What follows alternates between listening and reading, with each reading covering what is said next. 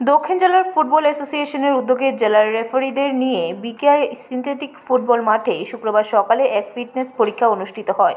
Fitness পরীক্ষায় দক্ষিণ জেলার ৩৬ জন রেফারি সহকারী রেফারির মধ্যে এদিনের ফিটনেস পরীক্ষায় ২৭ জন উপস্থিত ছিলেন। শুক্রবার ফিটনেস পরীক্ষা শেষে দক্ষিণ জেলা যুব ক্রীড়া কল্যাণ দপ্তরের কার্যালয়ে এক সাংবাদিক সম্মেলন করা হয়। সাংবাদিক সম্মেলনে উপস্থিত ছিলেন দক্ষিণ জেলার রেফারি অ্যাসোসিয়েশনের সভাপতি কিষান দত্ত, সহ সভাপতি অভিজিৎ ভট্টাচার্য, জেলা ফুটবল অ্যাসোসিয়েশনের সচিব বাবুল চন্দ্র দেব, ন্যাশনাল রেফারি অভিজিৎ দে এবং টিঙ্কু দে। আলোচনা করতে গিয়ে অতিথিরা বর্তমান জেলায় ফুটবল টুর্নামেন্ট অনেক বেড়ে গেছে।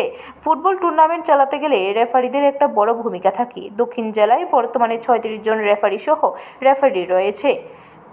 আজকের ফিটনেস পরীক্ষায় বিভিন্ন কারণে উপস্থিত থাকতে না পারলেও ২৭ জন উপস্থিত থেকে ফিটনেস পরীক্ষা দিয়েছে। উপস্থিত সকলে পরীক্ষায় উত্তীর্ণ হয়েছে। সাংবাদিক সম্মেলনে রেফারিদের আর্থিক সংকটের কথা তুলে ধরেন অ্যাসোসিয়েশন। চরম আর্থিক সংকটের মধ্যে থেকেও প্রতিটা খেলার রেফারিরা যে সামান্য টাকা পেয়ে থাকেন তার থেকে কিছু অংশ করে কেটে নিয়ে সব রেফারিদের হাতে নতুন জার্সি তুলে দেওয়া হয়।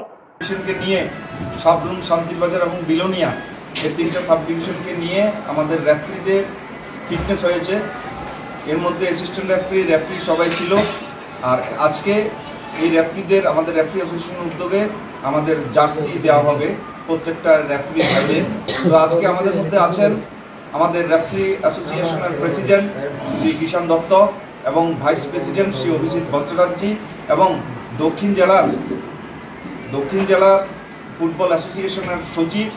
ব্যুরো রিপোর্ট, খবর ত্রিপুরা।